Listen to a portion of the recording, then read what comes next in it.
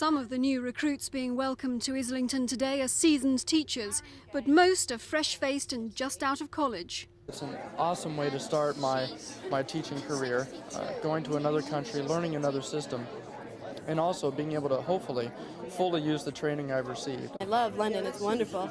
So it was a great opportunity, and it should be a really exciting experience. With 150 classroom vacancies to fill, Islington spent several £100,000 on a recruitment campaign.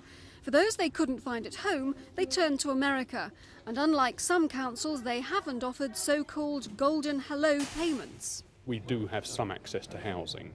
We do have some access to travel support. All the usual shopping lists that you will find in most of the inner and outer London boroughs, but nothing splendid. And I think to some extent it has been a presentational exercise. And we have invested in the schools in Islington. Before we took over on April the 1st, we spent over £5 million in our classrooms.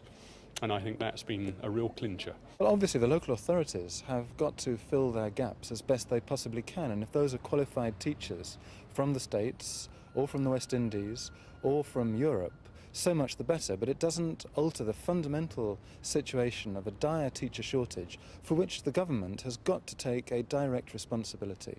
Although the Americans have little idea of the politics behind their appointments, they're not blind to the problems they'll face. The supplies and the discipline is not a problem because in New York we're full of problems themselves.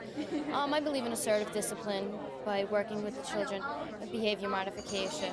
I'm not that familiar with any of the metric system. I'm not that familiar with the currency in Britain, and there's a lot of that involved in math. I think it's going to be my main worry.